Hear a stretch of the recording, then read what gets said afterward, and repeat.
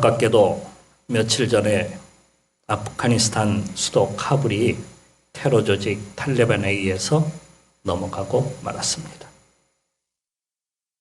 2001년 테러 조직을 소탕하겠다고 아프가니스탄에 군대를 주둔시킨 미군은 알카에다 제거 후에 더 이상 희생은 하지 말자, 그런 것 때문인지 2020년 2월 20일 탈레반과 평화협정을 맺게 됩니다. 그리고 우리는 이 아프가니스탄에서 군대를 다 철수시키겠다. 거기서 그렇게 평화협정을 맺고, 평화협정을 맺으니까 군대가 있을 필요가 없잖아요.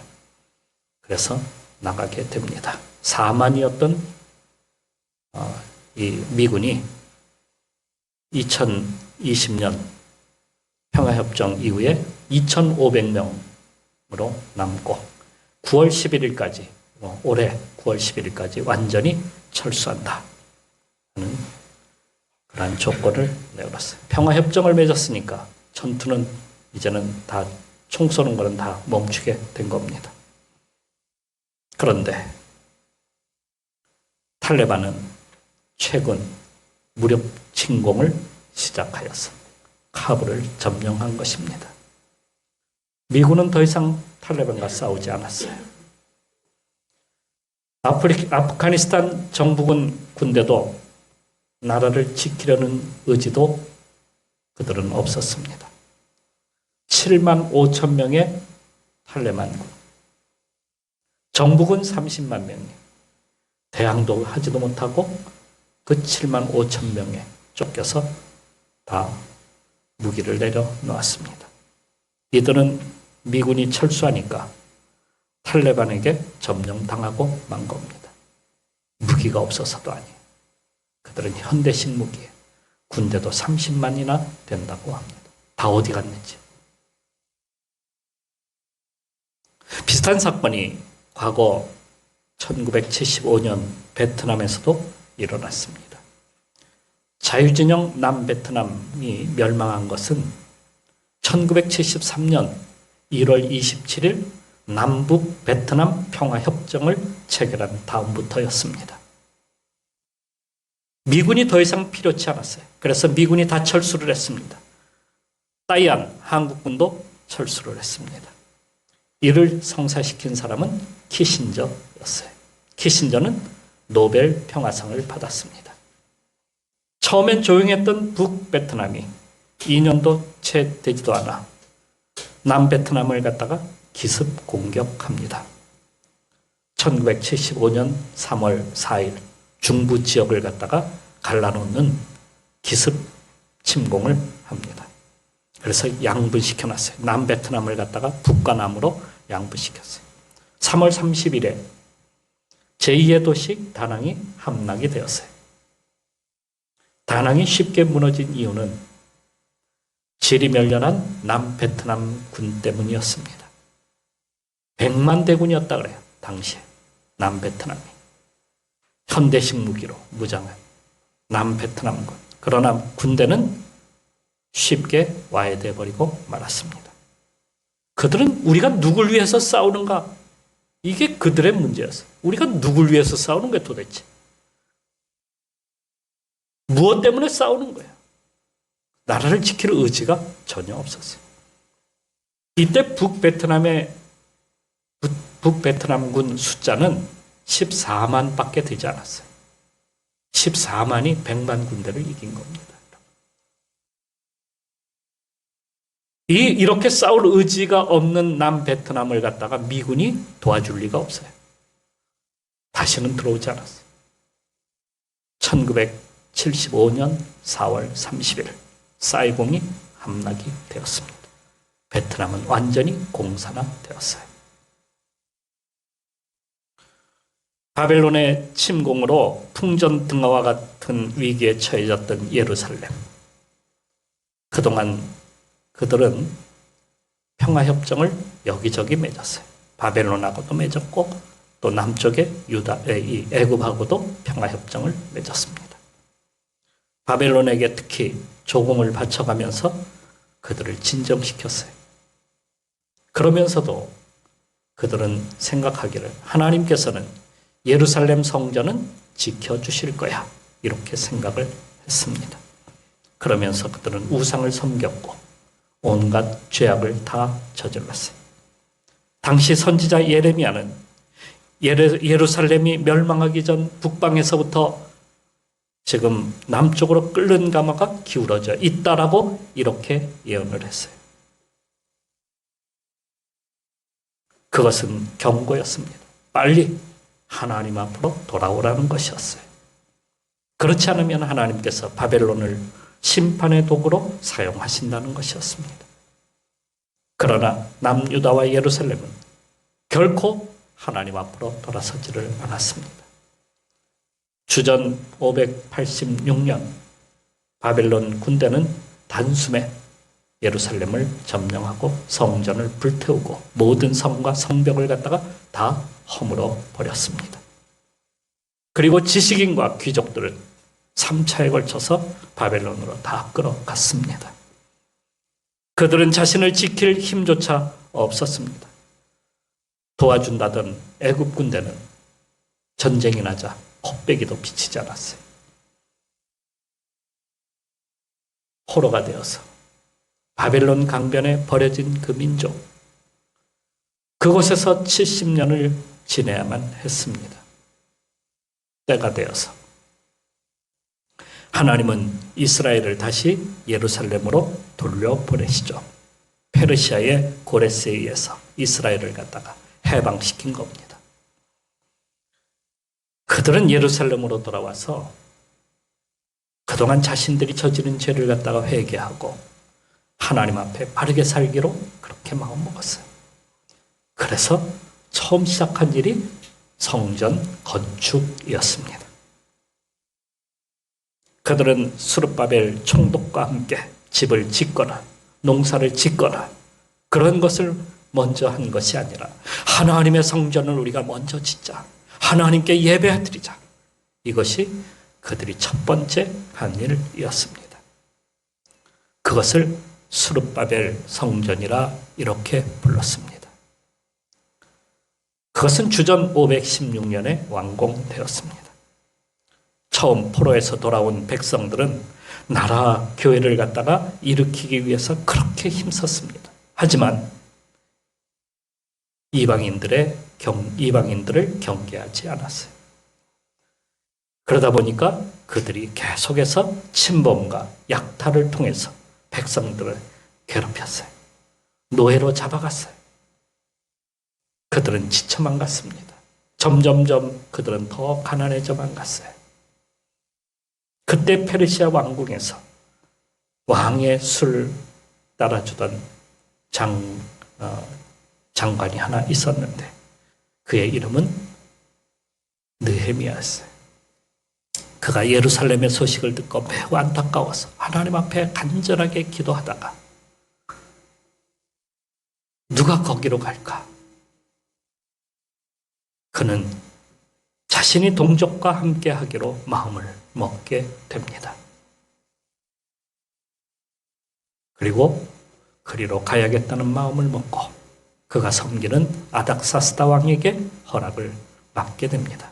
왕은 군사와 많은 재물을 주면서 느헤미야에게 예루살렘으로 가서 총독이 되도록 하였습니다. 예루살렘에 도착한 이 느헤미야는 자신이 예루살렘을 위해서 무엇을 해야 되는지를 갖다가 한번 둘러보고자 했어요. 그래서 밤에 혹시 여우가 들어오지 않을까? 약탈하는 자들이 들어오지 않을까? 어디로 들어올까? 하는 것을 보기 위해서 그는 성을 한 바퀴 돌게 됩니다. 돌아보다가 놀란 것은 성벽들이 다 허물어져 있었어요. 어떻게 이런 곳에서 백성들이 살 수 있었을까? 그러니 적들이 쳐들어오게 되면 속수무책으로 다 당할 수밖에 없는 것이 아닌가.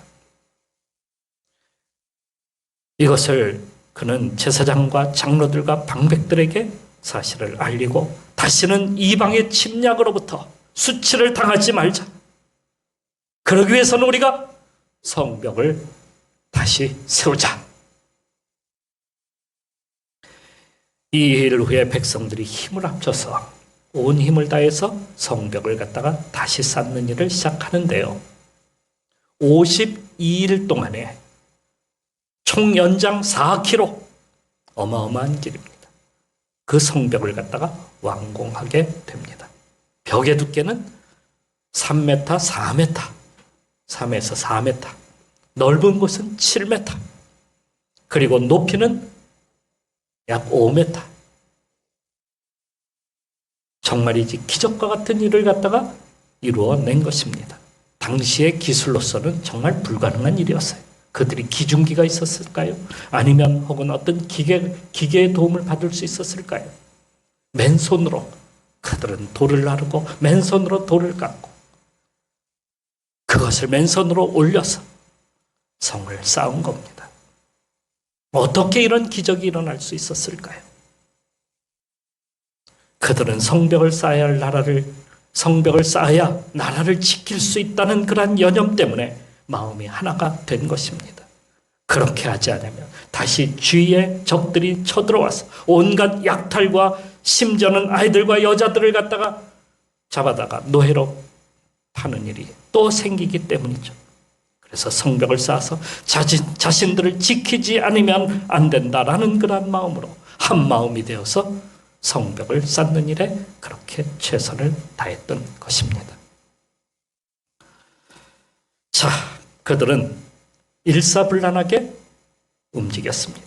그래서 일은 나누고 힘은 모았습니다. 일은 나누고 힘을 모았다. 느헤미야 3장에 보게 되면 그들이 어떤 일을 맡아서 행했는지를 자세히 쓰고 있어요. 모두가 나와서 돌 나르는 그런 일만 한 것이 아니었습니다. 어떤 가족은 돌을 다듬었고, 어떤 가족은 문빗장을 만들고, 어떤 가족은 자물쇠를 만들고, 어떤 가족은 직접 성벽에 돌을 갖다가 쌓는 일을 하고, 어디서부터 어디까지 어떤 가족은 돌을 갖다가 쌓고, 어떤 가족은 거기에 흙을 바르고, 각각 자신들의 맡은 일을 갖다가 부지런히 해 나갔습니다. 그것을 신속하게 함으로써 일은 쉽게 서로 나누었으니까 얼마나 일이 빠르게 진행되었겠습니까? 그렇게 해서 쉽게 일이 된 것입니다. 힘을 모으니 기적이 일어났어요. 그것을 어떤 개인이나 국가가 나서서 독점한다면 어떻게 될까요?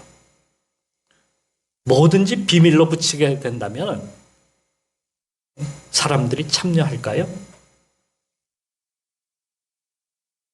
사람들을 갖다가 모래알같이 되게 하는 방법이 있어요.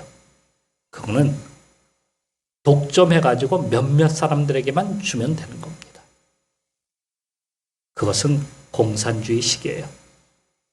그들은 몇몇만 일하고 나머지는 나눠주고 그렇게 하면서 살아가도록 만드는 거예요. 그러니까 특권층만 일하게 만들고 나머지는 배급받아서 살라는 거예요. 이게 공산주의식이에요. 일은 나눠야 하지만 힘은 모아야 합니다. 일자리가 계속해서 늘어나야 돼요. 예? 일을 어떻게 해야 된다고? 예? 일은 자꾸 나눠야 돼요. 힘은 모아야 돼요. 그런데 거꾸로요. 힘은 흐트러 놓고 그 다음에 일자리는 독점하는 거예요. 그것이 바로 나라가 망하는 길이에요. 그렇게 하면. 나라가 잘 살기 위해서는 일을 자꾸 나눠야 돼요. 모든 사람들이 일을 해야 돼요. 그리고 그것이 그 힘을 모아가지고 나라를 지켜야 되는 겁니다. 파레토 법칙이 있어요. 이 파레토 법칙을 2대8 법칙이라고 그렇게 이야기합니다.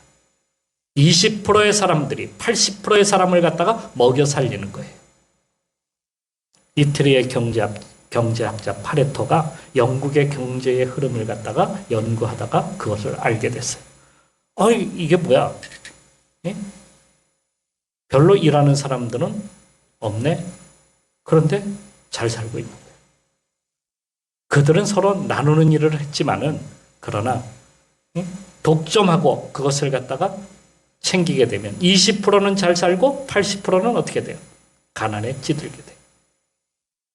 이 법칙이 거기에만, 경제에만 그렇게 적용되는 것이 아니라 모든 사회 전반적인 것에 다 적용이 돼요. 이번 코로나로 인해서 사회가 어려워졌지 않습니까? 다 어려워진 것이 아니에요. 상위 20%는요, 소득이 늘어났대요. 나머지 하위 80%는 너무 힘들어.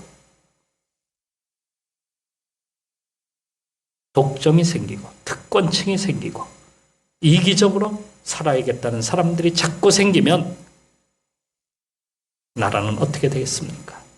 교회도 그런 사람들이 자꾸 생기면 교회가 돌아가지 않아요. 성벽을 짓는 사람들은 일을 나누고 힘을 모았던 겁니다. 그래서 기적이 일어났어요. 그런데 성벽을 쌓는 일에 방해가 일어나기 시작했습니다.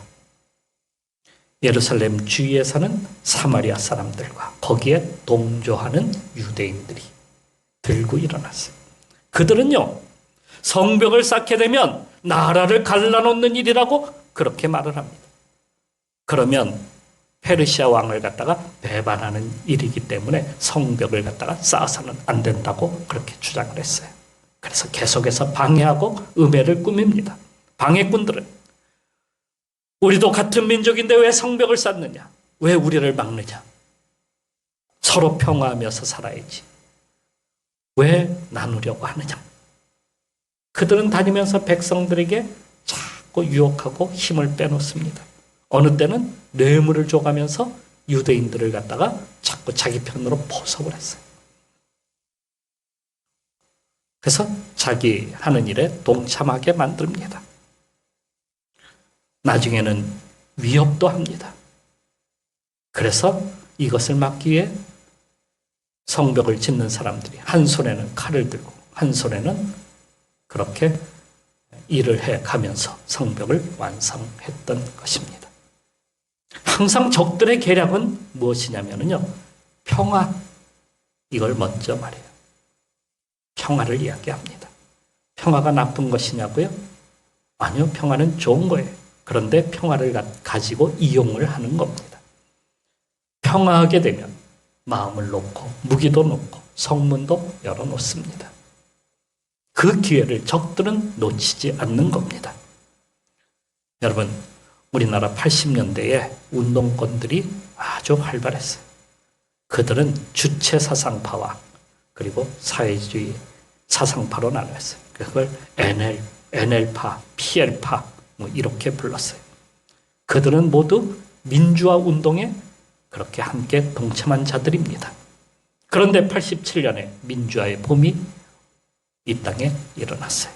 그죠? 그러니까 민주화를 갖다가 더 이상 부르짖지를 못하는 거예요. 그들이 할 일이 없어졌어요. 그래서 이들이 정치권으로 들어가고, 일부는 또 노동계로 들어가고, 학원계로 들어가고, 사회사업, 환경단체 이런 데로 또 들어가고, 농촌 봉사, 농촌으로 들어갔어요. 그래서 농촌 봉사 활동과 여러 가지 노동운동들이 계속해서 막 일어나요. 그런데 그 속에서 그들이 모이면 뭘 하냐면 세뇌를 시키는 거예요. 우리나라가 같은 민족이다. 저 북한도 같은 민족이다. 주체사상의 핵심이 바로 그거예요. 우리 민족. 이걸 부르짖는 거예요. 이게 먹히는 겁니다. 이게 먹히기 시작했어요. 그래서 학생들이 거기에 다 넘어가기 시작합니다. 학교에서는 정교자가 아이들을 가리킵니다. 우리 민족끼리. 간단해요. 우리 민족끼리 가리키는 거예요. 우리 민족은 하나다는 거예요. 우리 민족끼리 어떻게 총을 쏠 수 있어요? 우리 민족끼리 어떻게 싸울 수 있어요? 어떻게 장벽을 만들 수 있어요? 허물어야 돼. 우리 민족끼리 평화하고, 우리 민족끼리 통일하고, 민족끼리 잘 살아야 돼. 더 이상 북한이 적이 아니에요. 적의 개념이 이제 다 무너졌어요. 왜 적이야? 우리 민족인데. 총뿌리를 겨두면 이건 민족이 아니야. 총뿌리도 겨누면 안 돼. 그래서 훈련도 멈춰야 돼. 훈련을 자꾸 멈추게 하는 거예요. 북한이 배고프면 어떻게 해? 다 먹을 것 다 갖다 제공해줘야 돼. 어떤 방법을 쓰든지 불법을 하든지 뭘 하든지 먹여 살려야 돼. 우리 민족이니까. 38선 허물어야 돼. NLL 왜 필요해? 같이 고기 잡고 공동으로 만들고. 개성공단 한 개가 아니야. 여러 개를 만들어야 돼. 이게 그들의 계획이라는 거예요. 그래서 평화하자는 거예요. 만일 지금 전쟁 나면 어떻게 되는지 아세요? 우리 무기 다 내려놓잖아요. 왜? 같은 민족인데. 그런데 저들은 뭘 하는 거예요? 반대예요. 그걸 역사가 증명하잖아요. 역사가. 자생적 공산주의자들이 우리나라에 30만이나 된대요. 여러분, 이들이 간첩이야, 간첩. 북한을 이롭게 하는 간첩들이에요. 3천만이, 아니, 3천만이 아니고 30만.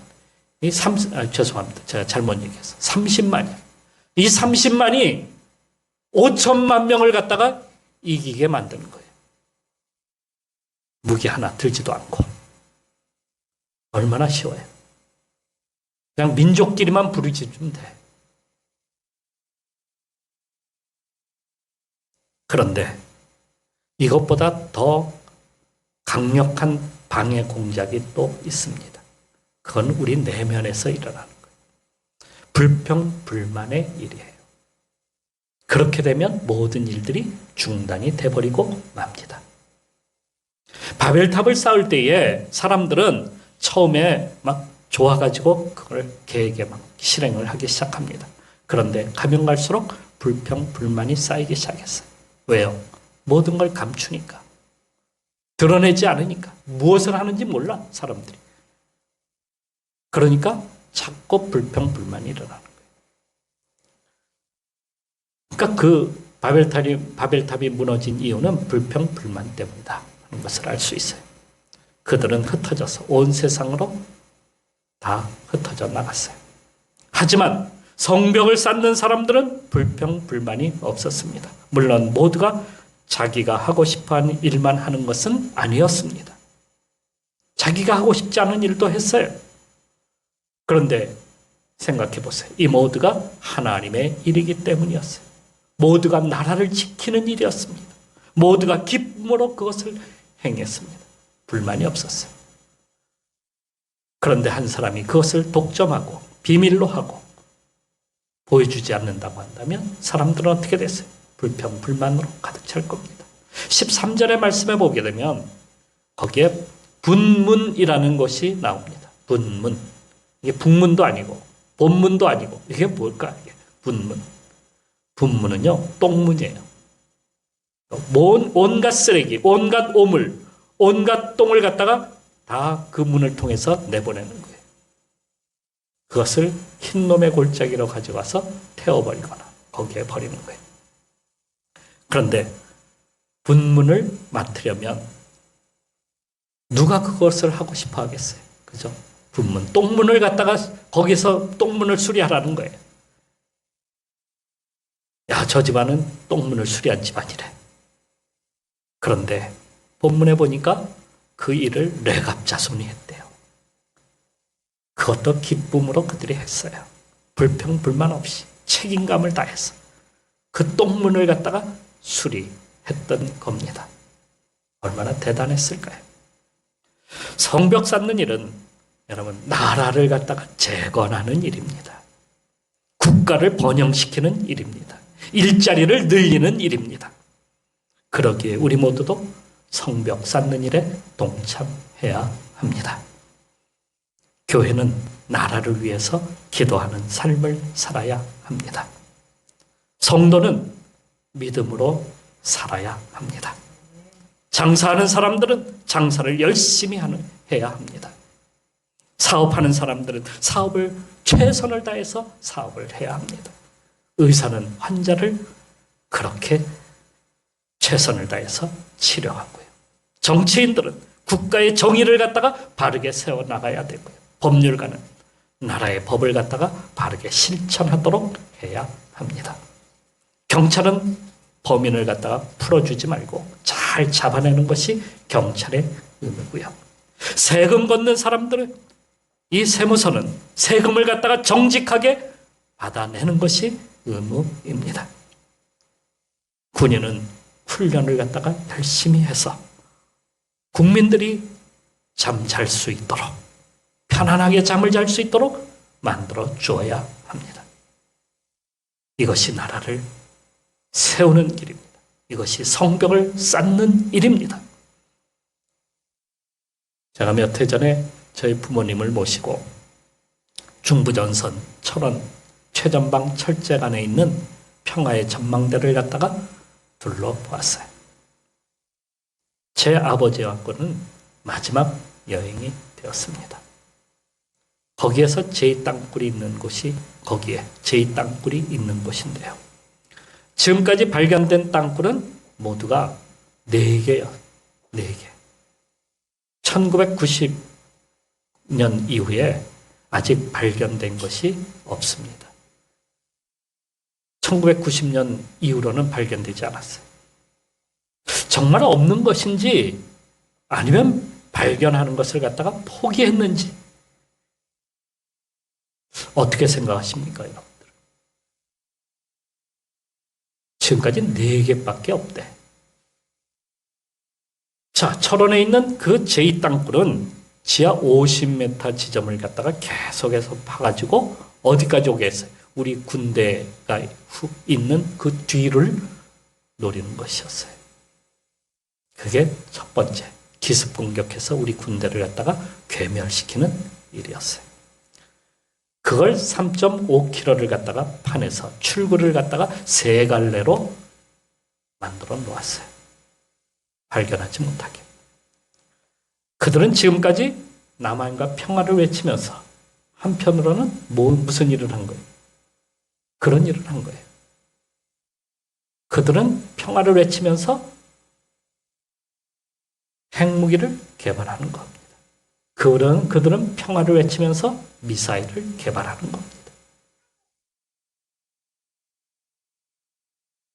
김여정 지시에 남한이 난리가 났어요.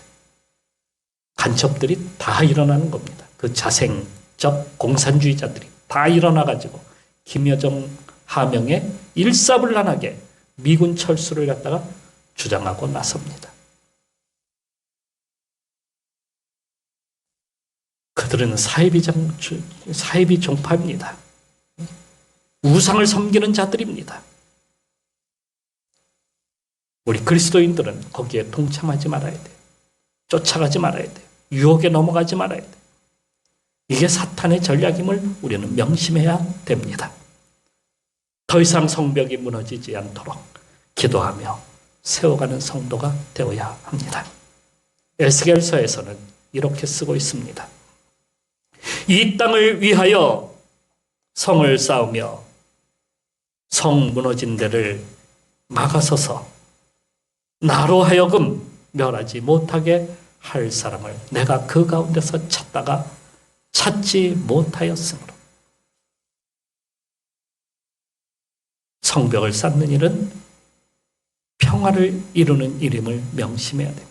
하나님께서는 오늘도 그런 사람을 찾고 계십니다. 성벽 지키고 성벽을 갖다가 쌓을 그러한 사람들을 우리는 지키고 있는 겁니다. 그런 사람들을 하나님은 찾고 계시는 거예요.